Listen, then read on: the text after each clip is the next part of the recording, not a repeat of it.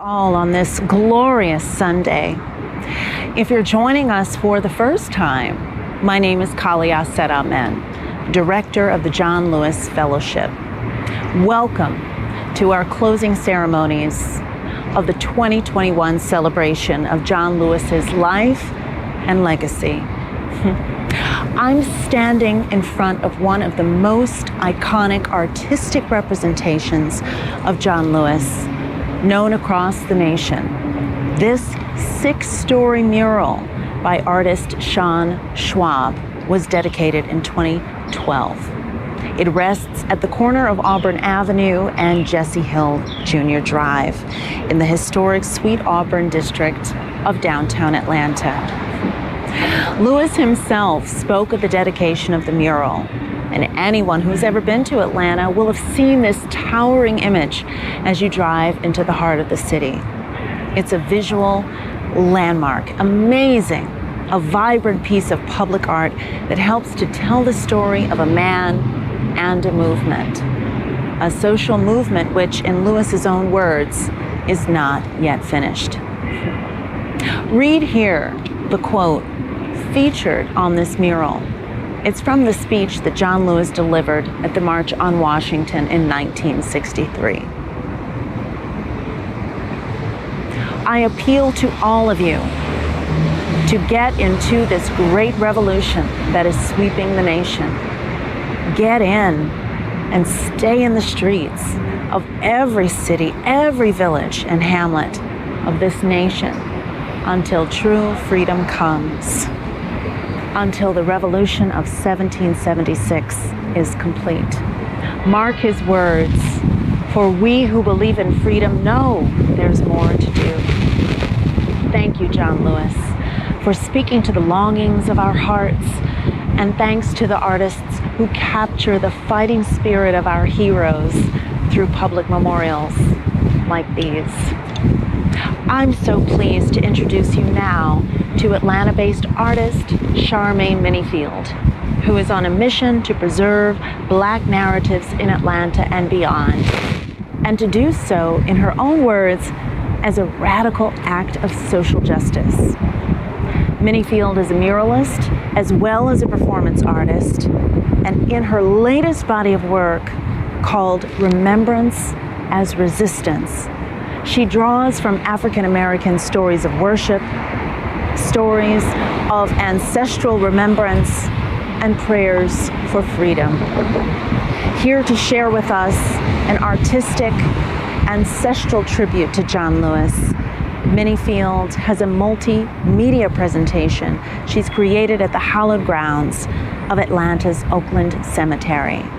It's called Song and Silence in the Praise House. Let's join her.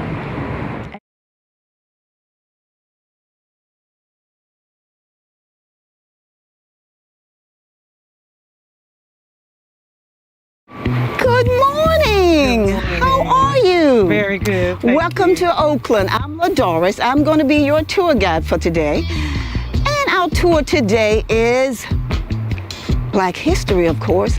And we're talking about We Shall Overcome. That's our theme. And it's from Civil War to Civil Rights. I want to tell you just a little backdrop of Oakland and just kind of set the stage for why we're here. Well, Oakland was formed about, 1850. And they used to be in a little graveyard like in Baker Street. It's about the courage and tenacity and the resilience of our African American people. We're going to be visiting several spots today, and we are going to be learning about some of the residents who are here, who have paid their dues and have left a footprint on Atlanta. But just a little bit about Atlanta for context. So, not about Atlanta more, but more like for Oakland. In 1850, Oakland was founded, and it was on a little graveyard back on Baker Street. But the city father said, we are growing, so we need to find more space out in the country. So this is where we are. And Oakland was an original 6 acres. And 28 people lived here at that time in 1850. Of that number, 20% were African Americans. 453 of those were free, and about 1819 were enslaved. And the anthem for that time, We Shall Overcome, was that song, We Shall Overcome. So like I said, we're going to be visiting a lot of the residents, and we want you to feel their passion and understand why we're here today, to pay tribute and honor them. And these residents helped shape Atlanta. They came from slavery to be captains of industry and doctors and lawyers. They have left their footprint on Atlanta. We want to start with visiting our great mayor, Mayor Maynard Holbrook Jackson. Shall we proceed? Yes, please. Thank you so much. Thank you for having us today. Thank you for coming. I am so proud you're here.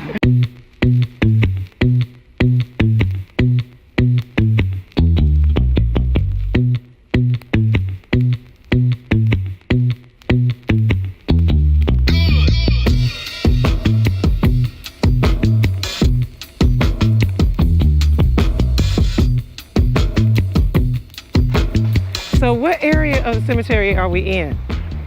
This is the original? This is part of the original 6 acres. Oh, we can go here.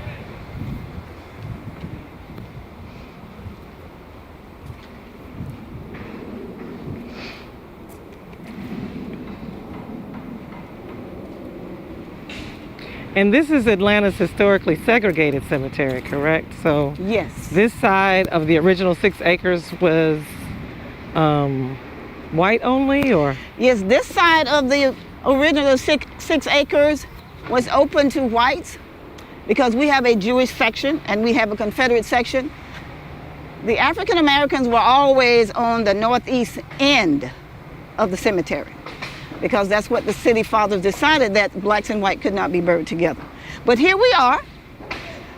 It's good to see you, Mayor Jackson. On this So side. I want you to look at all sides. It shows how he was involved in the city. But first of all, if you notice the other markers, the other headstones, how they are facing, and if you notice, Mayor Jackson is facing a little differently because at the time, Mayor Shirley Franklin wanted him to be able to overlook his beloved city of Atlanta. Yes. So this is why he is faced this way. So come in and come on around. Feel free. Oh, wow. He was an attorney and he served mayor consecutive times. He was responsible for helping us to get Hartsfield International Airport, which was posthumously named Hartsfield Jackson after his death. And he was instrumental in getting the Olympics here. And he stood for peace and justice. And Maynard Jackson was grandson of slaves. And he rose to be mayor of a major metropolitan city. And this was the original marker. Yes. Okay. Thank you, Mayor Jackson. Thank you. Rest in peace. So we are going to take this road and we are going to follow it and we will come out next to Slave Square.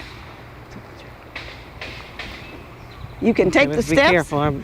That's a jump. Yeah, y'all. Be careful. I'm accustomed. Okay. You can tell I'm out here a lot. Okay. We're just going to keep this road.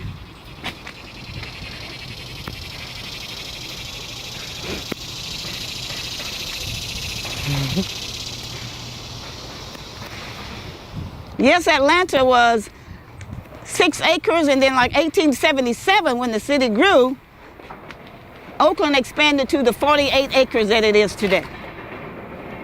And we will see when it shifted and when there were a greater population, how the resting place of African Americans changed as well.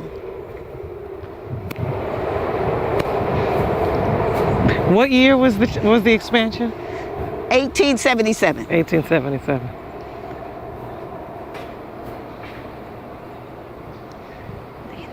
Now, I don't know about you all, but this feels like such a dynamic history lesson. It is. It is. It is sticking with me. I'm understanding the dates much more deeply because we're out here. I'm sorry, in this space. 1867. Yeah, that we're out here in this space. The chronology of events, you know, from the founding of the cemetery and what was happening in the city at the time, you know. And that was 1866, right after emancipation. 1867, yes. Right yes, right after the end of the Civil War in 1865. So these residents were relocated. Yes, they were. And when we get to Slave Square, I'll tell you about the relocation or the disinterment of our people. Good morning.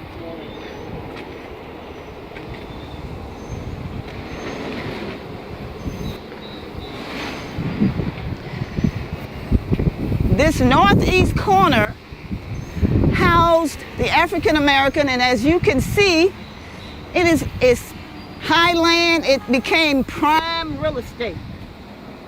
So this is a place where they looked when Atlanta expanded, and they needed to have more burial ground. So they started looking at Slave Square. And when we get to the corner, will be the end of the original 6 acres. And that's where the African Americans are buried, in the northeast corner. Give access now. Hello, hello. Can you hear me? There's somebody working. I just had it off because I wanted to prepare my And there's a marker here that you want to read and possibly take a picture of.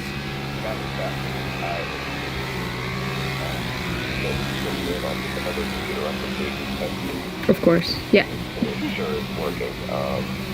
So, No, you're okay. No, it's You're because, fine. yeah, I'm sorry, I So forgot in to tell you I had it 1852, on the mute city because I council thought, ruled, of course, that African Americans and whites could not be buried together. So they were put in a separate thank you. place. But after a point, when the city grew and they needed more burial spaces, the city council had an order that the blacks should be disinterred, dug up, and planted in Potter's Field, which we will see later on. So those 800 persons is part of what we're honoring today with the Flux Project. And then the sexton prepared the slots and sold them to whites for $50 a piece. And now we will journey to the historic African American grounds to visit our residents.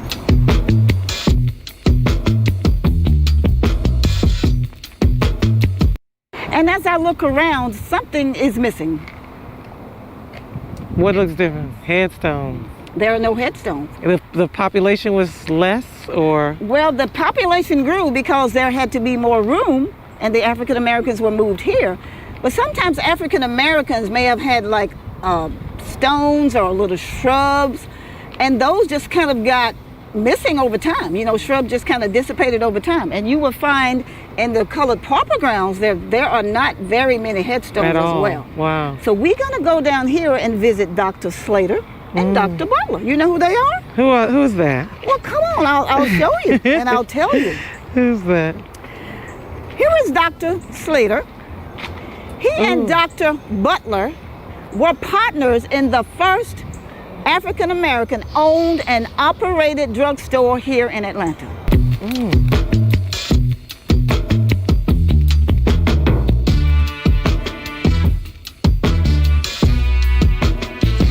And that's a unique design, don't you think? And why do they have pillows and headstones? Good question. Well, people thought that, well, we're not just dead, we're resting, we're sleeping.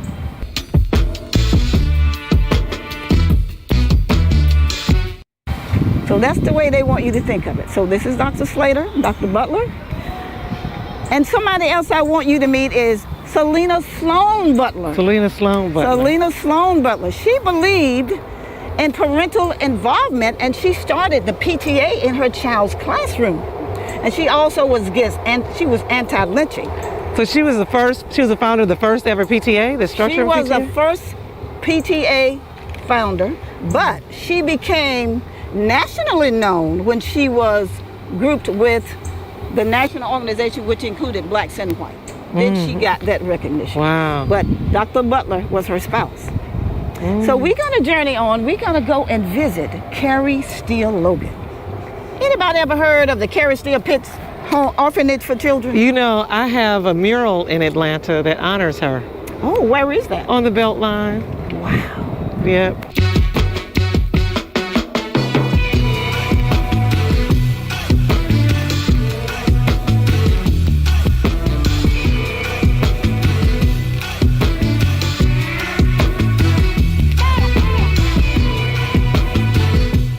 Told at some point, I don't know if it's still there, there's a picture of her. There's a portrait of her in the state capitol. I don't know if it's still there. So we're going to go below the mausoleum. We will come back by the mausoleum. So let's just segue through here.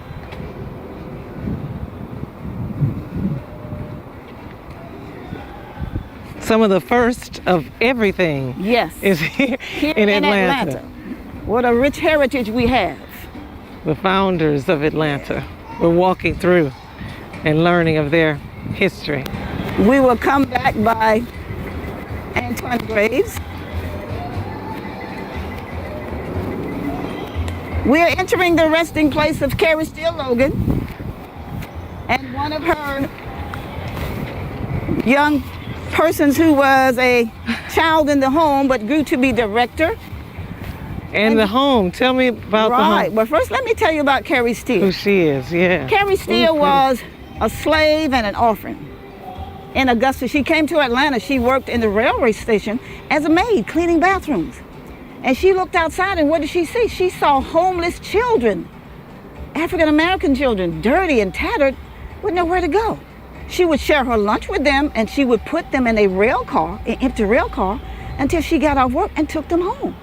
So she and her husband started having a home for these homeless children, neglected and abandoned children, and they needed a bigger place. They started out with like 5 children. So she wrote her story and she sold her story, not to the printing press, but to in the streets. And sadly, after her death, those documents were never found again. Oh, wow. But she got some beneficiaries and they were able to give her money and they moved to a 3-story building with 50 children. And Miss Pitts came along and she was one of the principals of the first principal of the first African-American school in Decatur, the Star School. And after Miss Logan's death, Miss Pitts became the director. So today, the Carrie Steele Pitts home still stands. Yeah. They have an after-school program, a STEM initiative, thriving program and a still. 100% graduation rate. Now, what do you notice about Miss Allison? What do you see? An elephant. What do you think? To me, if you think about the culture of the elephants, how would you interpret this?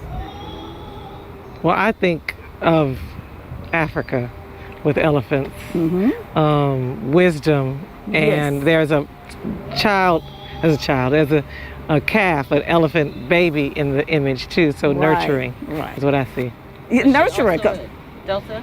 Was she part of Delta Sigma Theta sorority? I don't know. I've been asked that. Oh wow, that's a And good we question. can also see it as, like she said, nurturers, because the elephant herd, the mothers take in the orphan children so that they are not homeless. So that is Carrie Steele Logan, and she was called the mother of orphans. She opened and ran the first African-American orphanage for African-American children in Georgia, if not the United States. Thank you, Ms. Steele. We're gonna go next door and visit These Antoine Atlanta Graves. matriarchs. Yes, These are Atlanta matriarchs.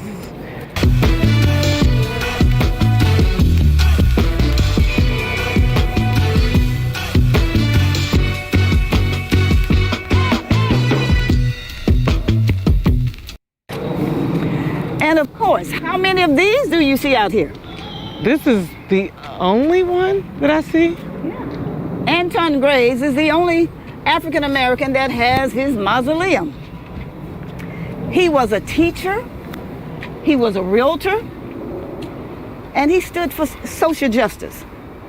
I think when President Jefferson Davis was coming through, or his body was being passed, coming through Atlanta, and all the children were gonna line up and have a parade and throw flowers, and they said all the schools could be closed.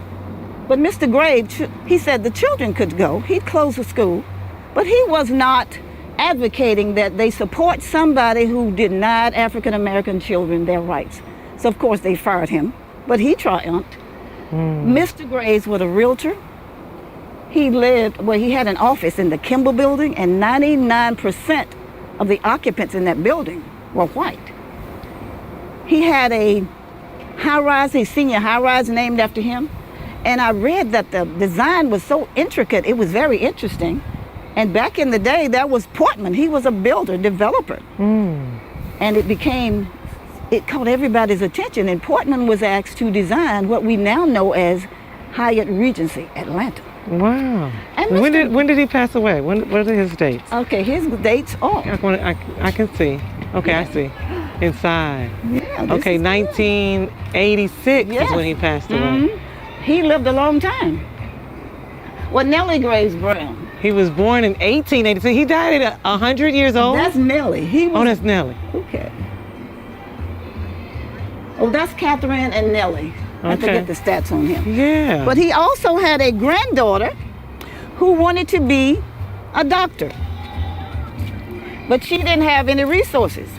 So him being a realtor, and they had resources, he said, sell something and send that girl to Meharry. So she went to Meharry. Miss Nash, Elizabeth Nash, was a graduate with honors from Meharry Medical College, and she was the first African American to serve the Children's Hospital in St. Louis.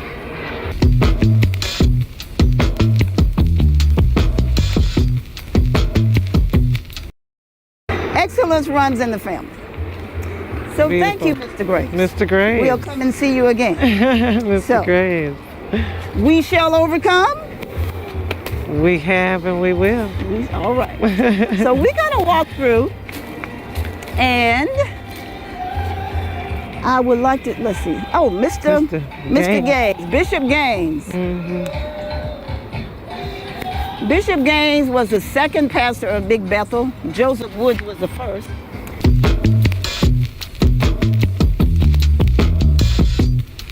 But in the basement of Big Bethel is where one of our colleges started. Care to guess? Morris Brown College. Morris Brown College.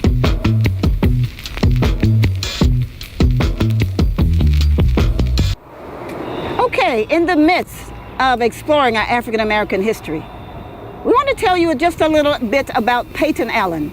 He was an attorney here in Atlanta and a civil rights activist. The civil rights movement didn't just start with Dr. King. It started early in the 1900s. And when people wanted not to ride the buses because they were unfair to our people, Peyton Allen bought bicycles, which cost $17 each. And at that time in history, African Americans made an annual salary of about $75 to $100. Wow. Now we're gonna go over and visit Mr. Frank Quarles. Where is he? Here.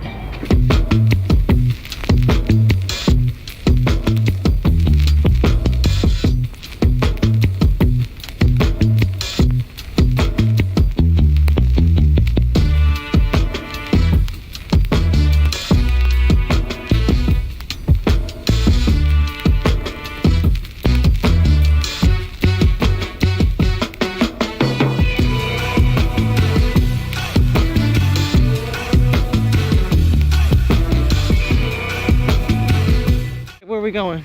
Quarles, he's right here. Okay. Mr. Friendship Baptist. All right, yeah. And somebody can say, well, that name sounds familiar. Okay. Ooh, it's nice to get a pan of this whole, so you can see more of the burial grounds. Thank you. Are you ready? We're getting a pan of the whole burial ground. So this is Frank Quarles. Does that sound familiar to anybody?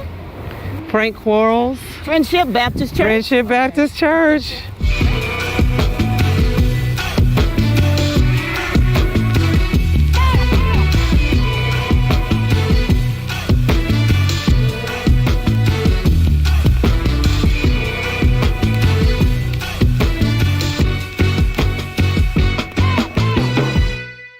Friendship Baptist is Yeah. the church that was lost to the stadium. Yes.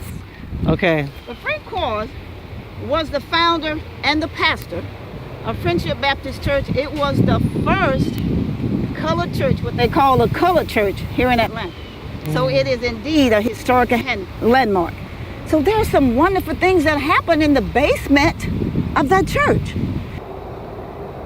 Morehouse College, which started out as Atlanta Baptist Seminary, evolved into Morehouse College, and like 5 or 7 years later, the sister college was birthed in that basement, which was Spelman. Spelman. So this is, you know, I always like to mark some of these institutions as Reconstruction era, but many of these were pre-Civil War. Yes, yes. That we were organizing in urban or larger municipalities, institutions, but it's also interesting that the founding was connected to the churches, you know, Right. the black churches. Right. And we have Morris Brown with Bishop Gaines, that history here. We have Morehouse and Spelman with Quarles and the founding of Friendship Baptist. And all of that was coming out of the black faith. Out of the black traditions. faith. Yeah, in which we believe that the black church got its founding in West Africa when our beautiful Gullah Geechee traditions over here. of the praise houses. and shared. Yep, yeah. Thank you, Thank Pastor you, Quarles. Pastor Quarles. Remembering our ancestors in this walk. Yes, I want to mention, just on the hill, we won't go up there, but on the hill is Dr. Roderick Badger. He was the first African-American dentist here in Decatur. And the kind of unusual thing about him, his father was his slave owner, but his father made sure that he succeeded in the family business, which was dentistry. So he became quite well known and quite prosperous, I believe. And just below him, and you can see it when you go up that path, is Marie Antoinette Woolfolk Taylor, one of the 9 founders of the AKA.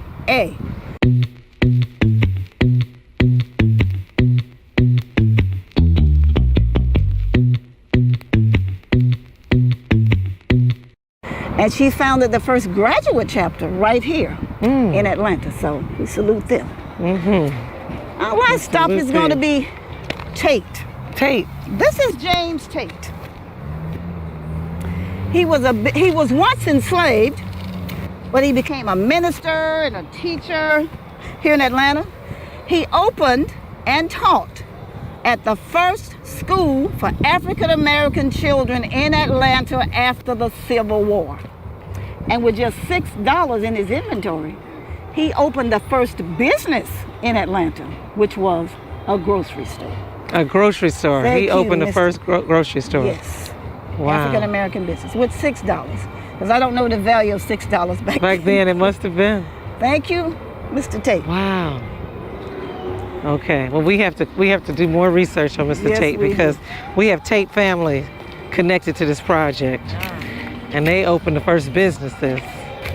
I want to thank you for being a part of the tour and a part of this part of the tour. We're going to journey to the Praise House. But we're so glad that you're here at Oakland, and Oakland has so much to offer with its residents.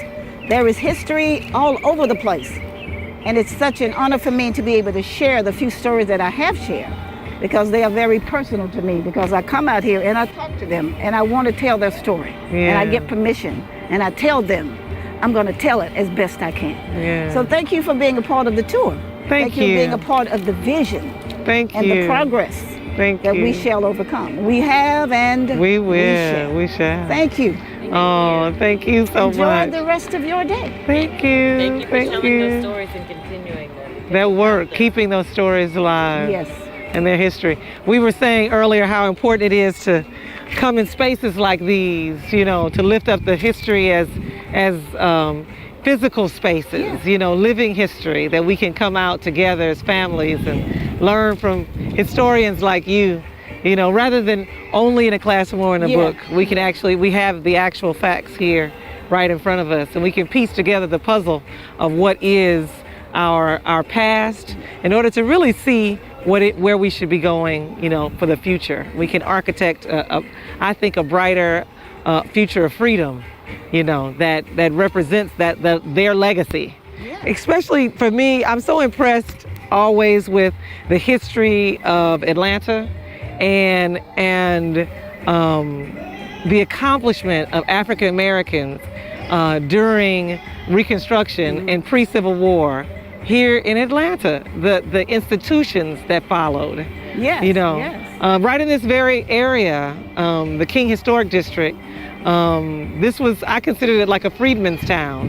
Right after emancipation, folks flocked to more urban areas and made townships and had businesses together and created institutions together and created eventually, a middle class and business class structures. So I know the stories of Dr. King is nearby and his family, and Ebenezer Baptist Church and First Congregational Church is nearby, built in the 1850s. So all of that rich history of especially faith-led traditions all fed this cemetery. This was their grounds, their burial grounds, and then how that became the foundation to the civil rights movement. The civil rights movement that was steered and guided by the Black church in this district, in this area, So that the beginnings, these are the ancestors of both Atlanta, but of the civil rights movement and all of our efforts of freedom today. This really is a special history. Thank you so much. Thank you. And I don't know if I mentioned there are 12,000 African Americans buried here that we know of. So that just lets you know there's a lot of history yet to unfold. Yes, and in that same vein, the history that has unfolded, that was buried under or covered under, was the 800 plus that we found in this area. So the Georgia State, one of our partners, came into this area and used a technology that had heat radiation sensory, and found evidence of over 870 additional graves on top of the 12,000, and that's why we know that's in addition to. I think that's, the compilation total, and that's why we know that they were the original graves that were disinterred in Slave Square and relocated here. So when that movement happened in 1866 or so, 67 or so, when the Atlanta City Council had them removed, 1870. they were basically lost. They were lost until 2016, when we found them again. Yes. We found them again. We shall overcome. Yes, and we can connect that dot in our history line of their contribution to the cities. And I mean, and look at their predecessors. I mean, the ones we've just toured. These are their elders. These are their grandparents and grandparents before them, their ancestors. So that's the legacy that these 800, actually hold in their memories and their names. The Praise House was where we gathered for that encouragement, for that excellence, where there wasn't any oversight. We had secret spaces that we would gather and remember ourselves. Yeah. And remember ourselves. And I remember when we would do freedom rallies in the basements of the churches before the civil rights movements, and it all comes from this same tradition.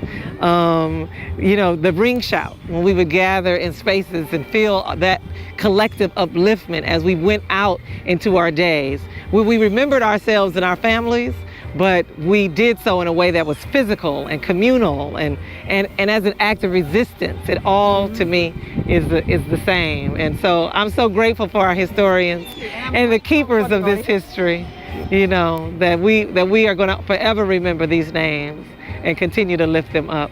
Thank you so much. Thank you. Thank you. Thank you.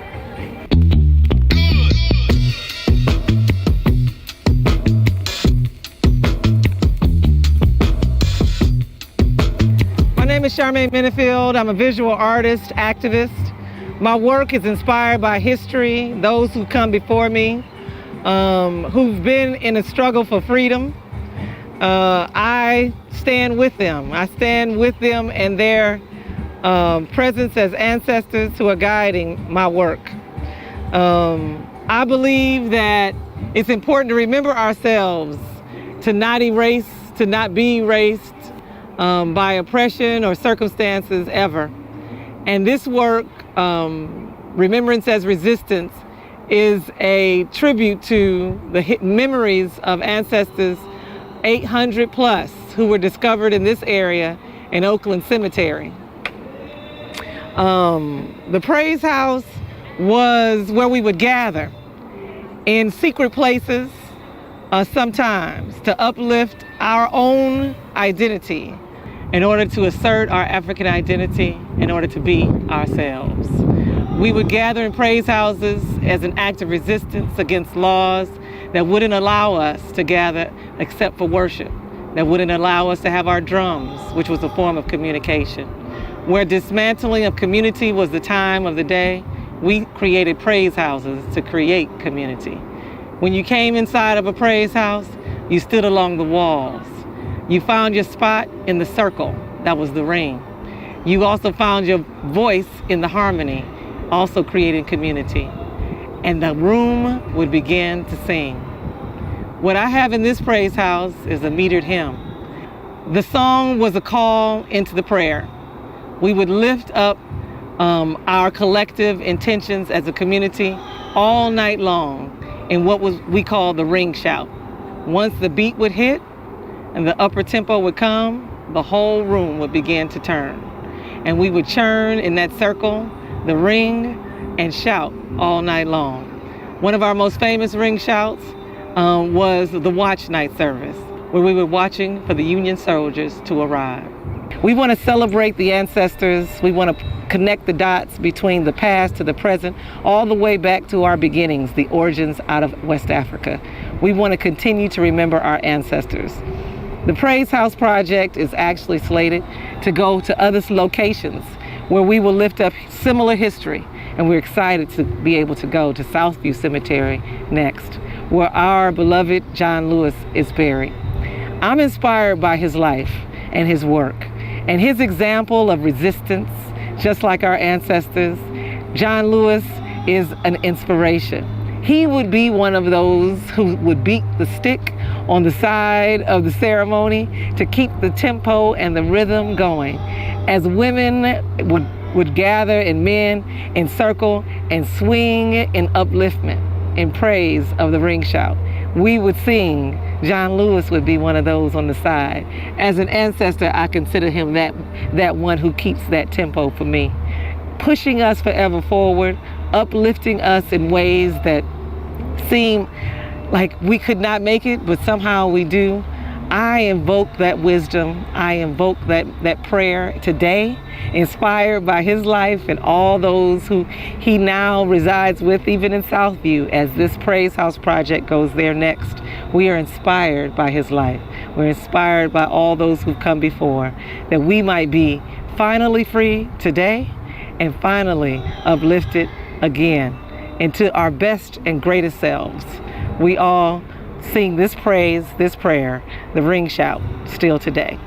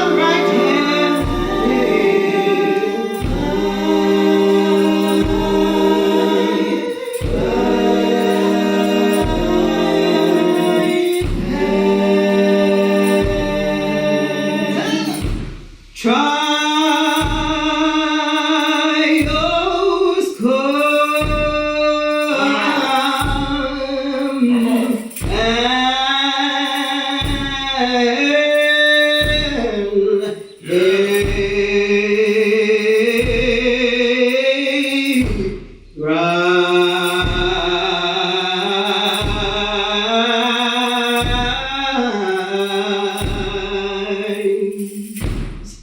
Trials come and troubles rise. I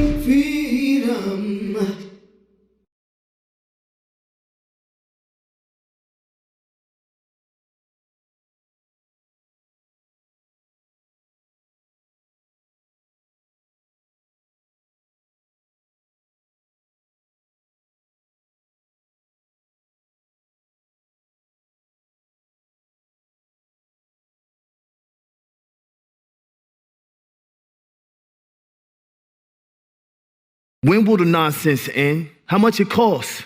How many lives we spend? Add the time we serve, the centuries we work for free. 99 for your racist smirk. Now take what you paid the Jew. 40 acres in the mule, that's overdue. And what's that worth today? How much for the trauma in my DNA? It gave me that rumble, that Ali, that John Lewis, that good trouble. It's not black or white, it's gray and it's green. You disagree, you have been led astray. Because everybody agrees that it be just us. I don't even want the peace for just us. Maybe it's time to adjust us. No peace, no justice. Because everybody agrees that it be just us. And I don't even want the peace for just us. Maybe it's time to adjust us. No peace, no justice. We are tired. We are tired of being beaten by policemen. We're tired of seeing our people locked up in jail over and over again. And then you holler, be patient. How long can we be patient? We want our freedom and we want it now.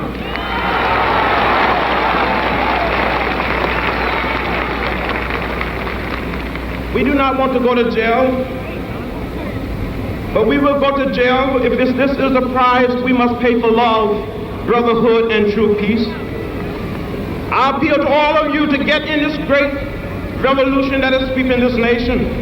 Get in and stay in the streets of every city, every village and hamlet of this nation until true freedom comes, until the revolution of 1776 is complete. We must get in this revolution and complete the revolution. For in the Delta of Mississippi, in Southwest Georgia, in the Black Belt of Alabama, in Harlem, in Chicago, Detroit, Philadelphia, and all over this nation, the black masses are on the march for jobs and freedom.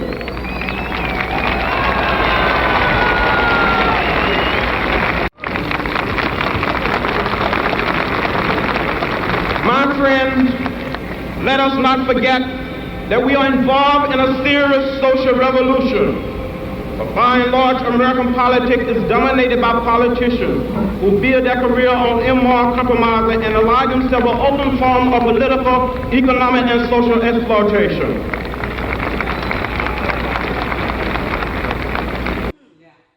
His motive was fiction, but every bar is a fact. Tell me, how can I take over what was built on my back? I ain't mad at the vulture. U.S. culture is black. But you back to violence after trying Jim Crow, AIDS, and crack? Well, see, we know how to scrap. And we know how not to. And peace for us don't mean peace for just us. Just us was born to adjust us. Your gift is your peace for justice. Because everybody agrees that it be just us. And I don't even want the peace for just us. Maybe it's time to adjust us. No peace,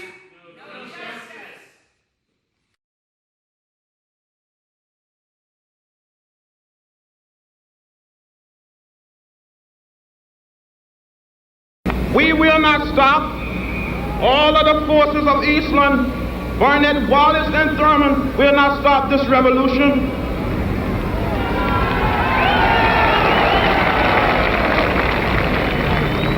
If we do not get meaningful legislation out of this Congress, the time will come when we will not confine our marching to Washington. We will march through the South, through the streets of Jackson, through the streets of Danville, through the streets of Cambridge, through the streets of Birmingham.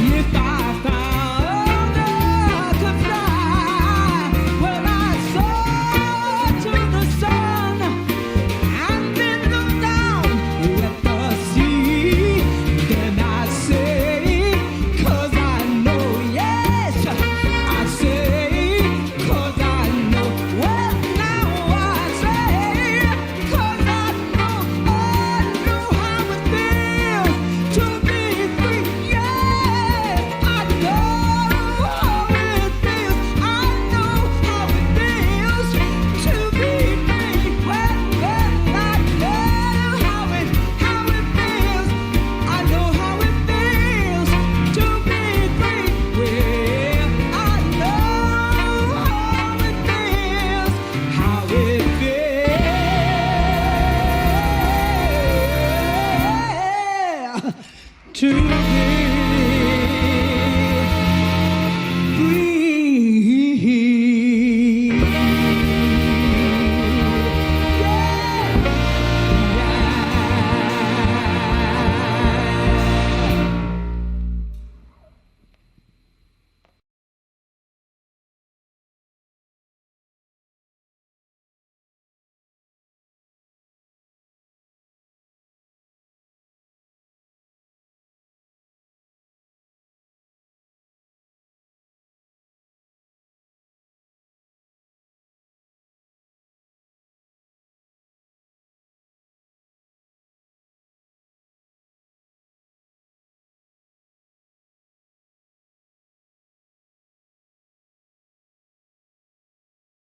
Amen, the director of the John Lewis Fellowship Program, and I am just so pleased to be here with artist Charmaine Minniefield, whose presentation of the Praise House at Oakland Cemetery we have had the tremendous opportunity of viewing. What an incredible experience. It was immersive, it was informative, it was emotive.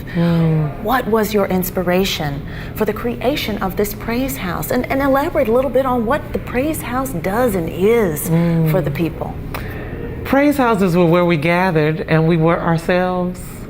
The Praise House for me is a symbol of freedom, and it takes us back to a time that we used those gatherings as inspiration to move us forward, to vision the infinite possibilities of our future.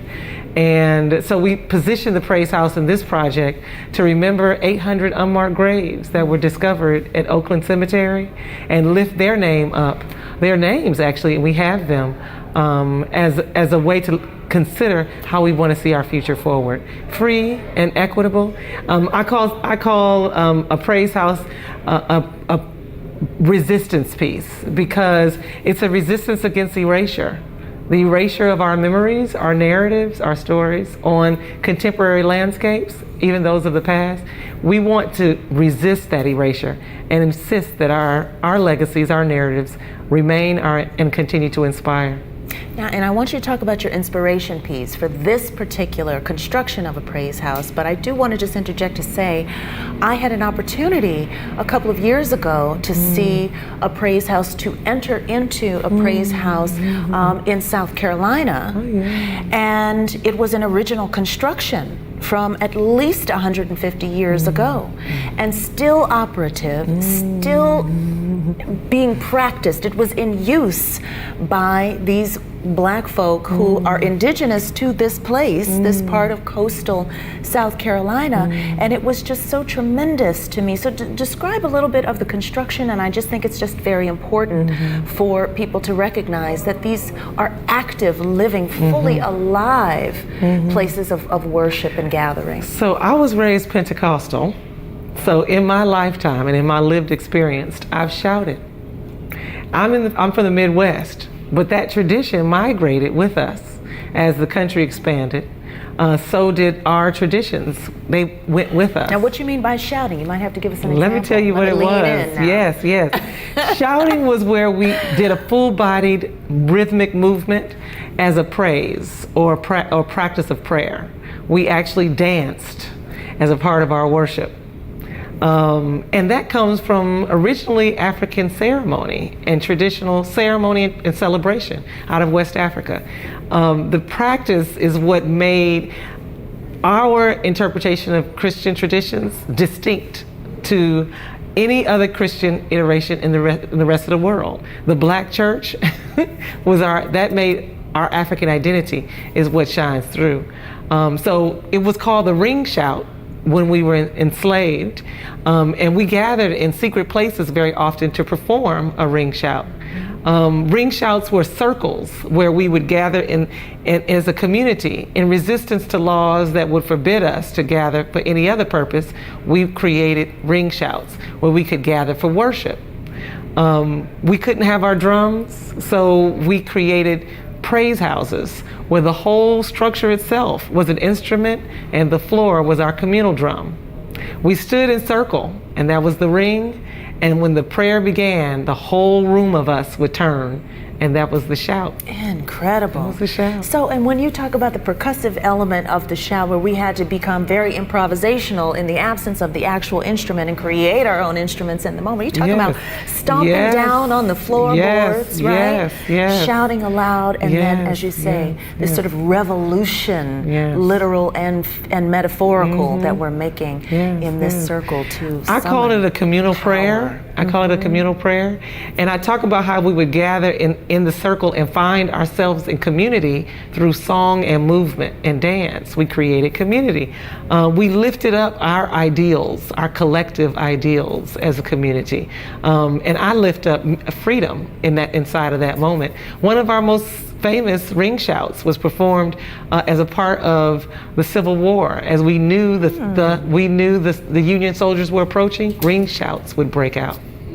And that's where watch night service comes from. They were watching for the Union soldiers to arrive. So many little known facts, you know, and we've got to talk about these things and tell these stories so we understand the connection between our practices today and the practices of the past. So I want to get into your artistic practice in terms of your investment in the recovery of Black narratives and the construction of different kinds of narratives about Black life. But I seem to keep drifting away from this very specific question of your inspiration for creating this praise house in the Oakland Cemetery, because, and you've connected it to the ring shout. I've read that the praise house and the ring shout, these are among the oldest continuous performance traditions of African American life in this country. And they're not fixed in the past. It is ongoing, it is present, but we largely see it very regionally in certain areas of Georgia. You created something in urban Atlanta. Why? Well, we've discovered 800 unmarked graves at Oakland Cemetery. Oakland Cemetery, and you just saw all the history of the important history that exists inside of Oakland Cemetery. For generations, African Americans shunned Oakland Cemetery. It's one of it's the site of one of the largest Confederate monuments. It was traditionally, historically segregated. It's in Grant Park. It's in Grant Park, in honor to Ulysses Grant. Yes, exactly. Then also at 1860s, the then Atlanta City Council ordered the removal of those 800 from what was called Slave Square. So our ancestors of Atlanta in Atlanta's oldest cemetery were displaced and therefore erased. We lost them when that happened. And they weren't found again until 2016. And where were they discovered? They were discovered over the hill that now is the African American burial grounds. So we continued to bury in that area, but those original were lost from time. And we just now discovered them again. So the project remembers them and lifts them up in history, especially as the original labor force of Atlanta. Some of our founding members of the founder of Morris Brown, the founder of Friendship Baptist Church, the founder of AKAs are all right in that same area, right in front of the praise house or around it. And they were of course entered as residents, buried there after those 800, but those original 800 were lost to time. So we are, to me, I feel like it's a homecoming. You know, it's a family reunion, if you will. And then I also just returned back from the Gambia, where I was able to learn the origins of the ring shout and witness some of those movement traditions there on the continent. Okay, now you have to go deep into this because these are the connections we're all so hungry to learn. We don't know where so many of our practices come from. We've seen it. Yeah, so for me then, the homecoming is not just bringing their memories to present, it's also taking their memories all the way back home. Yes. Where we came from. While I was in the Gambia, I was actually stranded there because of COVID. Oh, my flight was due to return on March 16th. Oh my goodness, the timing! When the pandemic broke out and all flights were canceled. So 8 months later, when the borders reopened, you know, I had chosen to stay to see out my lease and do this research of the origins of the ring shout. And actually follow my own ancestral memory of trade skills and customs including dances and indigo is what I did. I sought that out to find traces of my family. In that exploration, finding the ring shout itself, finding traces of my family, entry points that must have been where my family was from, to me, it all brought the whole project full circle. Wait, but did you go to the Gambia already knowing that you had these distant connections to that place? You know, preserving Black narratives, that being my life's mission, my work, I was seeking my own family narrative. And I think, you know, I went initially just to begin to lay the ground for the research, but the time and the pandemic caused for, you know, real, actual, the need for prayer. Yes. You know, I lost family during COVID very early on. All of those lessons that our ancestors taught us about needing to just keep moving, you know, just keep moving. And movement became medicine for me. So there were lessons that they were teaching me as they were guiding me back home. Like back home to my actual family, I hope to one day find. And I'm continuing to do that research. But I brought all of that and the stories of these 800 with me as I searched for my family too. I thought of them. I thought of where they must have come from and how their presence was erased in the continuum of that story all the way back. And so how does that affect our generation, as the identity of us? It interrupts the line of ashe or prayer that we have, that, you know, that wisdom that's passed on generation after generation was interrupted because we lost them. You know, and the fact that we can reclaim them now and put them back inside of our memories to lead us all the way back home. So, you know, the Praise House to me is a significant point in that timeline, in that continuum of prayer and ashe, and that power of our grandmothers that instills in us, that song, you know, that growl in our song of survival and cry for freedom. All of that is made even more powerful for me as I see it by remembering our story all the way back from where we come from. It's really remarkable that you had this experience that took you to the Gambia, and you call it being stranded. I call it being grounded. Yes, I like that. Being rooted, yes. Being rooted. And not only that, you carried the ancestors with you. You embodied something of their experience here. You summoned them in your heart, in your spirit, in your mind, and they traveled with you back across the waters. And together, you were involved in this process of discovery and reconnection. And healing. And healing. And healing the whole time. That then you were able to circle back and bring back to us through this incredible artistic work and performance. Thank you. So talk to me a little bit about your broader artistic practice and how you connect these layers of sort of digging deeper in terms of a personal understanding, venerating the ancestors, and creating innovative forms of Black storytelling. How does it all weave together for you as a practice? Thank you. I in my work, I center Black narratives by remembering the ancestors through historical research. I often work out of community archives in my work. I've done, all of my public art lifts up the history of that community as a way to resist erasure, both today and here forward. I have always thought it important to remember our ancestors and history as a living reality, not something that's told to us from a book, or not. The debate of whether or not teaching history accurately is happening right now. But why leave that to others? I feel that it's our responsibility as well to instill those lessons and wisdoms, pass those wisdoms on generation after generation. So for me, the ancestors and their lives are the example of that inspires how I should live today. So I lift them up as much as I can in public spaces. I have murals all over Atlanta. One of Ella Baker, one of Carrie Steele Pitts, and she's actually in Oakland Cemetery. And then this project had a chance to do that for 879 names, So that is a part of my creative practice, research, ancestral veneration, and I center that as preserving Black narratives. And I work in many mediums, in acrylic on canvas, but when I was in the Gambia, I worked in indigo and crushed oyster shells. Oh, you have to say more about this. Well, I followed the clues of ancestral memory, of trade skills and customs that I knew had come with us from that region through the Middle Passage and expressed here in the West. So indigo is denim.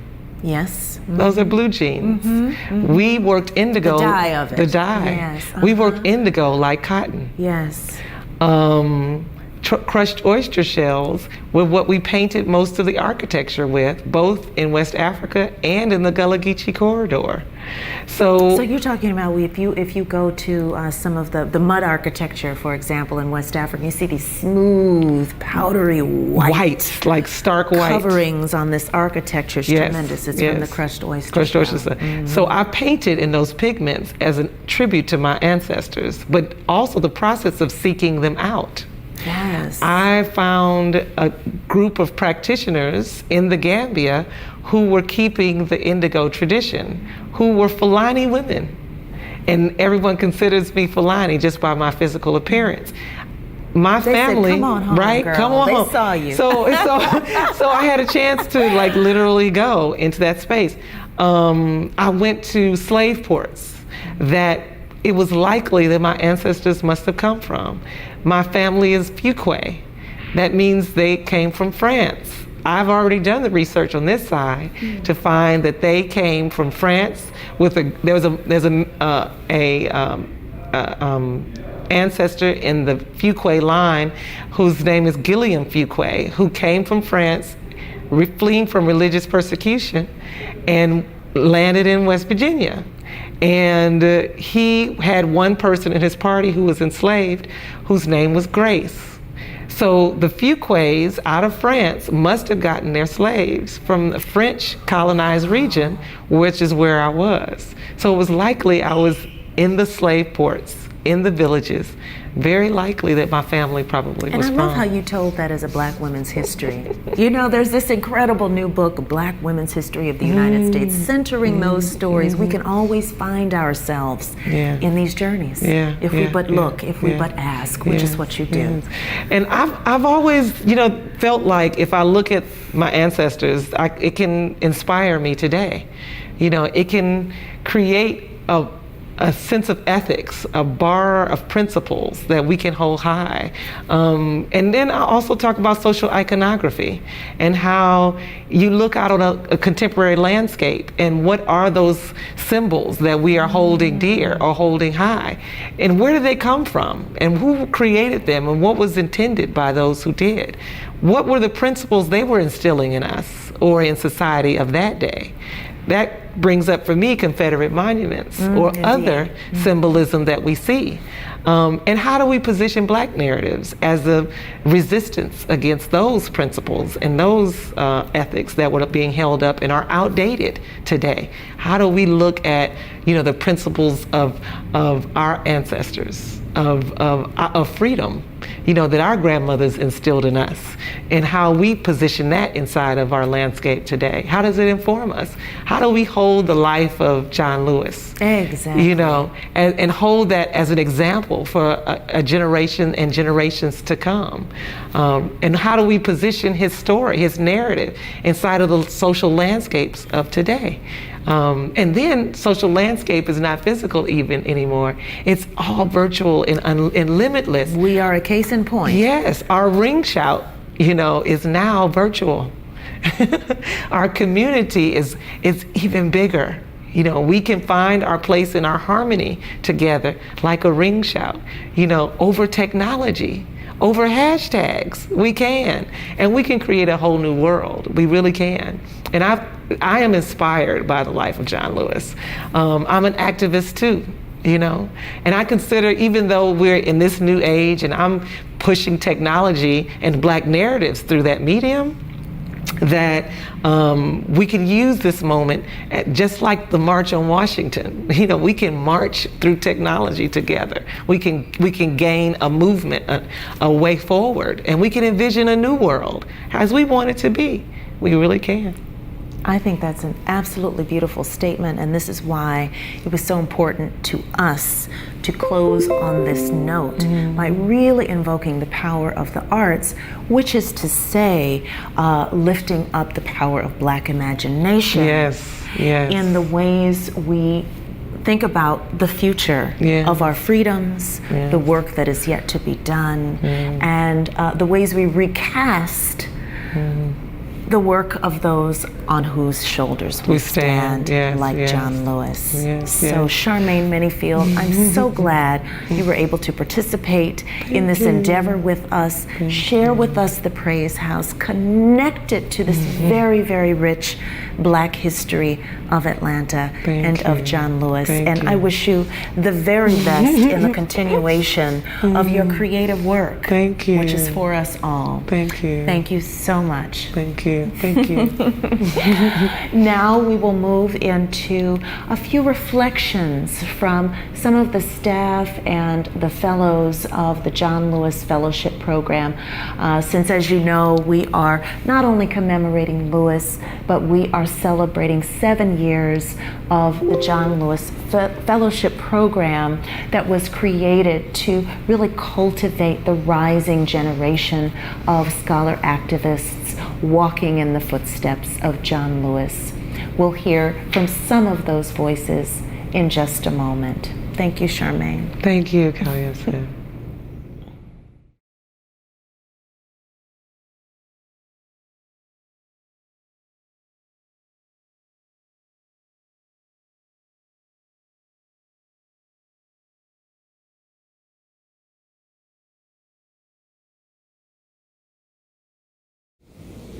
Though my time as a John Lewis Fellow has been short, I'm very grateful for the experience that it has given me and the possibilities that it's opened.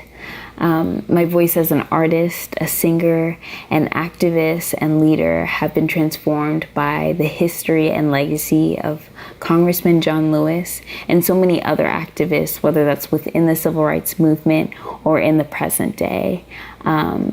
Specifically, John Lewis's unwavering message of humanity continues to inspire me, and I just want to keep learning more, doing more, and working with other activists and leaders who are passionate about social justice work.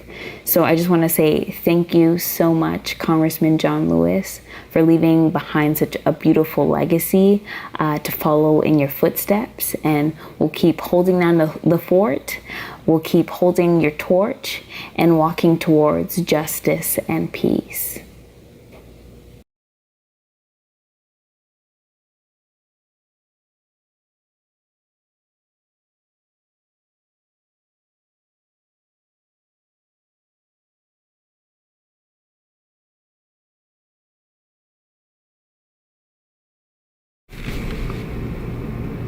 Greetings. My name is Devin Jerome Crawford, Staff Director of the William Monroe Trotter Collaborative for Social Justice at the Harvard Kennedy School. And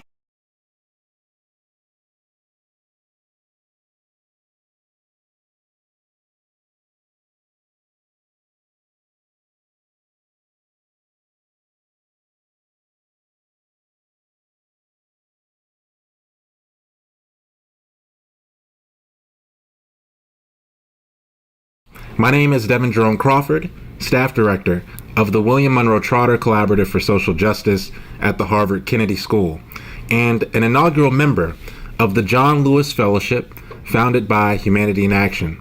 I'm so grateful to join you on this 6th anniversary of what has become a tremendous resource, a community of scholars, activists, and advocates and artists who've come together consistently to think about how we might continue the civil rights and social justice legacy of a legend and now our ancestor, Congressman John Robert Lewis.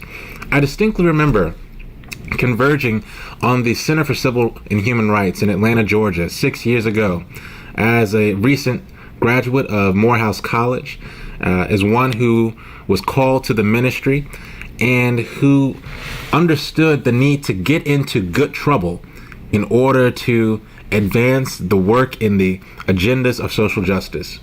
I remember listening to Congressman Lewis as he talked to our cohort about his upbringing as a young man in Troy, Alabama, how that resonated me as one who's from Birmingham.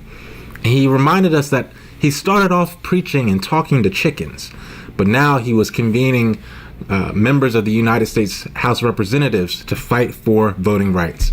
And it reminded me that none of us are too young or too old, too poor, too insignificant to do the work for social justice. All of us have been called to do something significant and impactful. All of us have hope and resilience lying within us. And that is something that Congressman Lewis continued to teach us even in his final days. I remember him standing on Black Lives Matter Plaza with a face on his mask and a cane in his hand as he fought pancreatic cancer.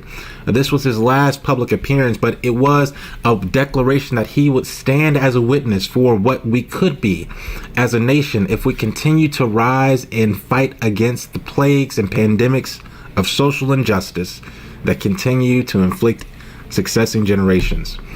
I'm so glad that I continue to learn from Humanity in Action Fellows, that I am also called upon to be a witness and a teacher and a mentor to new fellows who are coming through. And that is really the strength and the genius of this organization, the genius of this fellowship, that we have intergenerational transmission of knowledge, transgenerational, translocational strategies and communities that are being built, all in the legacy of one who sacrificed so much so that we can be where we are today. So to Dr. Judith Goldstein, to the program directors of the John Lewis Fellowship, both past and present, to all of the fellows who have committed themselves to this work of achieving our country and creating a beloved community, I'm so grateful to be a part of this dynamic work and look forward to continuing to build the legacy as we move forward. Thank you, and the struggle continues.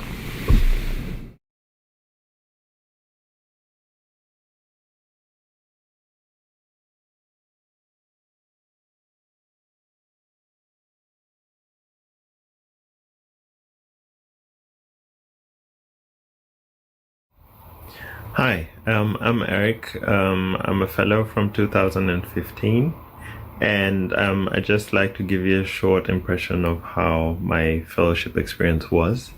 I recall this time as being a very intensive time emotionally, especially because in the first 2 days of the fellowship, 2 Black men were killed in the US, and there were massive protests. So right as we were beginning the fellowship, we could tell why the fellowship was still necessary for a lot of us and for the country at large. And for me, it was a life-changing experience for 2 reasons. The first reason is I think up to that point, I'd never thought of my my power, really. I'd never thought of the ways in which my individual actions could influence the course of history, so to speak. The second reason is legacy, and I'd like to recall a quote that Killer Mike said during his session on Friday night, which is when he was asked what he thinks the legacy of Congressman John Lewis is, he answered me. And that really moved me, really, because I realized after taking part in the fellowship and all these years later, especially last year, that, the congressman touched so many people on so many different levels, right? He he met so many people and moved them to, inspired them to do their part, right? So that we can change society for the better.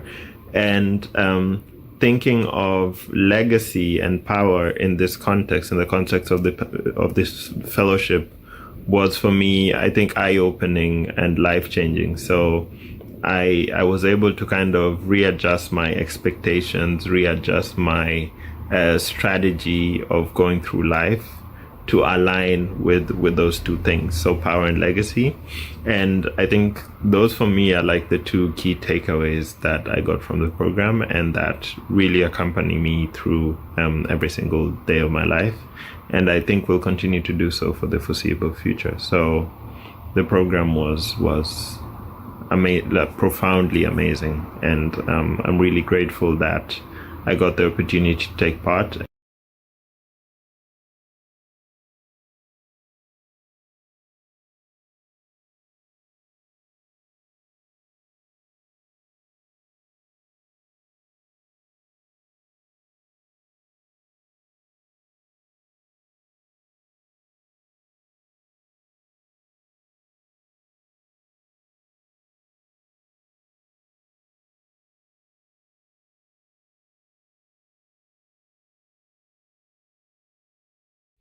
Dear fellows, staff, all members of Humanity in Action, unfortunately I couldn't be live in this call with you all because currently I'm getting my second vaccine shot, but I have to say in my reflections on the program that it was one of the biggest privileges in my life to be part of the first 4 years of the John Lewis Fellowship. And I'm going to reflect on 3 points. The first one is that the fellowship gave me a lot of opportunity for personal growth. If I look back at those 4 years, I learned a lot, not only as a member of the staff and of the group, but also as a person, as an individual. I think I would have done many things differently, but all those experiences, we laughed together, we were frustrated together, there was conflict, there was growth, and I think I learned a lot. Also, I think I learned more about myself, on how I act, about my own biases, on how structures have their effects on me, how the system of race relations in Europe is different than in the US, and what that also means for my own positionality. And I think we have had many conversations with most of the fellows about this during the program, but also after the program in emails and calls. So I think if we reflect, it had a big impact on that part. Secondly, I think if we look at collaborative learning and how can we learn together from the many perspectives that you all brought in, and thank you again so much for that, from your own home countries, from your life experiences, from the fields of study, but also on how you digest what's happening around you, what's happening in the world, what's happening in Europe and the US, and also local and national conflicts and tensions and what that means for different groups and different people. I think that really enriched the program. And my third reflection is how rich Atlanta and the history of the city was, with many speakers that inspired me and I think us for life. I think that not only John Lewis, but also Rosalind Pope played a big role, and many others. Currently in my work as a vice mayor, I think a lot about Atlanta. Recently, I used my experience there and how we deal with traffic, how we deal with the infrastructure of a city. It just gives you so much insights, and I think we can all use it in our daily practices. I use it when I talk about transportation, when I talk about welfare, when I talk about community service. So I hope everybody got something out of the program, and I hope we will keep sharing our experiences in the Humanity in Action Network. Thank you so much for participating in the conference and for your contribution. Keep on supporting each other.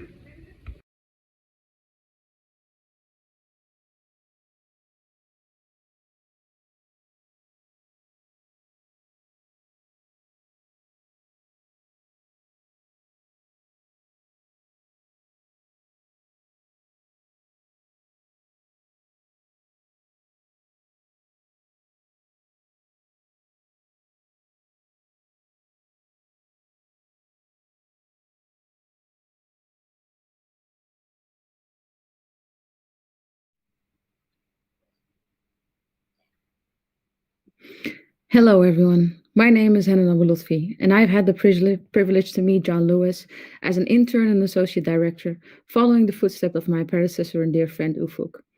We have had the opportunity to meet and learn from civil rights activists, scholars, and organizations about the civil rights history and contemporary societal issues and challenges, with and from the fellows as well. Being able to contribute to their learning process has been a blessing in itself. We have had laughs and cries, debating for a deeper understanding of justice by means of collaborative learning. People are not the problem is the problem, a quote by Dr. Anderson Hooker resonating still.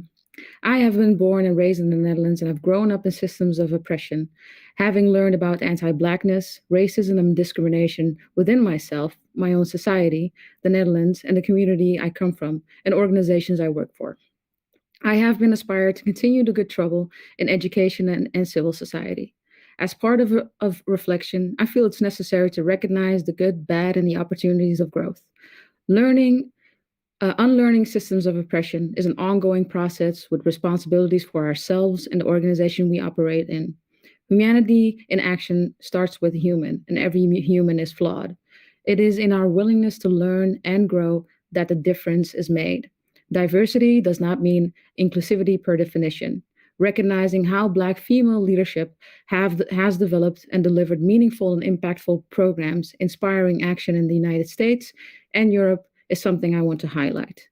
Especially with having less resources and staff and sometimes less ownership compared to the other HIA offices, I appreciate the opportunity to work under the leadership of Dr. Tanya Washington and Dr. Kali-Ahset Amen, and would like to express my gratitude for their expertise and efforts for the fellows and the program.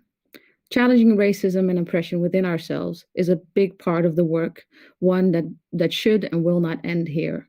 The fellowship has enriched my life in more ways than one. Thank you, fellows, for being part of your journey and you being part of mine. It has been a joy and a treasure I will always appreciate. I hold you in my heart with love. Adama Kamara, our program associate, thank you so much for your grit and kindness. Yael Herchovich for all your energy and understanding, and all other HIA colleagues, and Judy Goldstein, of course, for the opportunity and trust and privilege to be part of the team. And last but not least, John Lewis himself for his commitment and courage that has inspired many and will do so for so many years to come. Judy Goldstein, our executive director, would like to say thanks to the whole staff who have created this outstanding conference. Thank you to Atlanta for hosting us for so many years.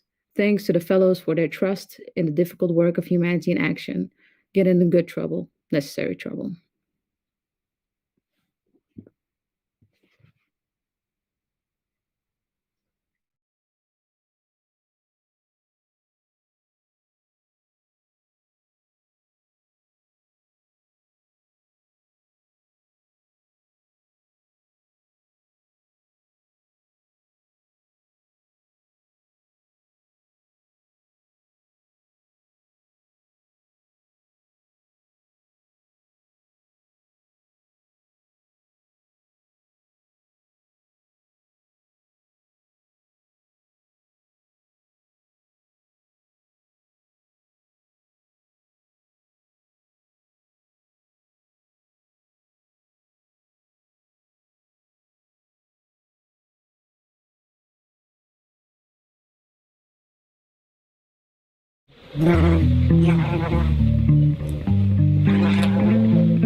The ability to stay together and thrive defines a successful species. Yet we frequently forget this fundamental truth. What is it about social cohesion, that sense of belonging, that keeps communities together? What is it that tears us apart, alienates groups from each other, and even turns people violently against one another? If social cohesion binds people together, then how does combustion pull people apart? What are the tensions between social cohesion and combustion today? The answers appear all around us. For Bill De La Rosa, they were deeply hidden between the cracks of the Berlin Wall. At one point, a terrifying symbol of control and forced cohesion. Now, there before him.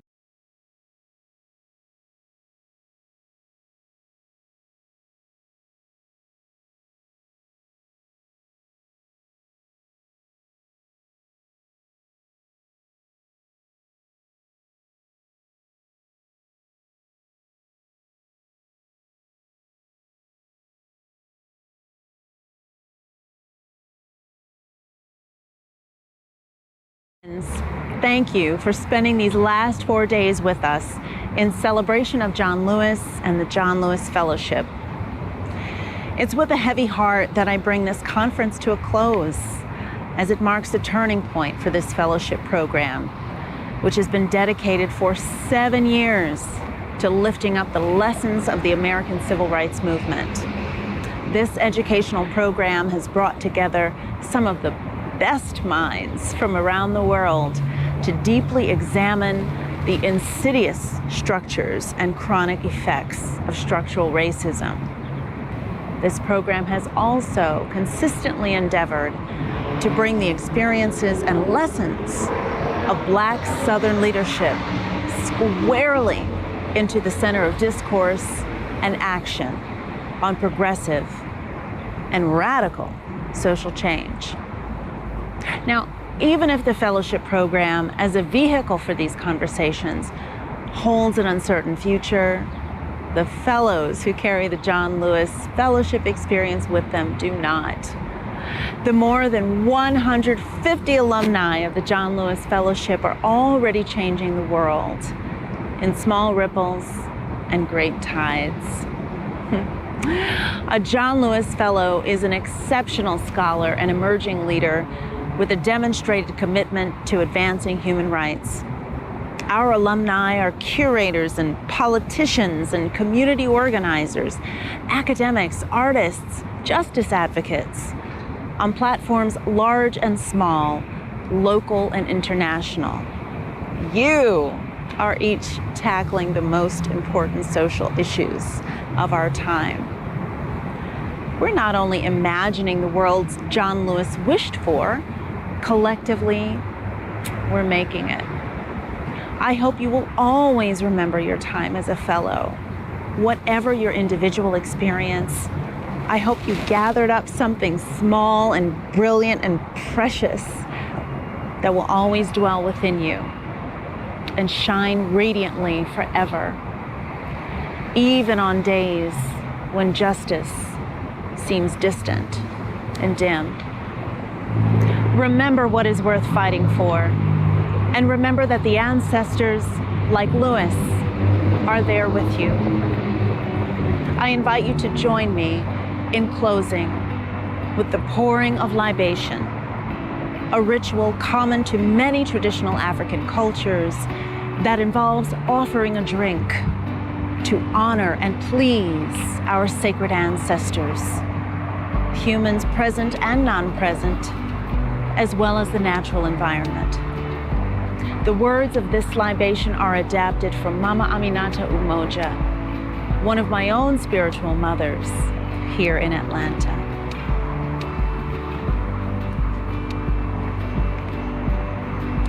O ancestors, blacker than the skies at midnight, brighter than the noonday sun, and all the beautiful shades of Africa in between, field hands, house servants, factory workers, freedom fighters, preachers, teachers, those who resisted in silence, those who resisted out loud, those whose bones are on the bottom of the Atlantic Ocean, those who chose to survive. Great ancient priests, warriors, and mystic scientists, give us the inspiration to fight 1,000 lions. Give us the enlightenment to unravel the mysteries of the universe. Give us the sustenance to travel through the trackless swamps of disharmony. Praise be your names. Help us to continue forth and make good trouble. Help us in the fiercely urgent time that is now. Ashe. Thank you.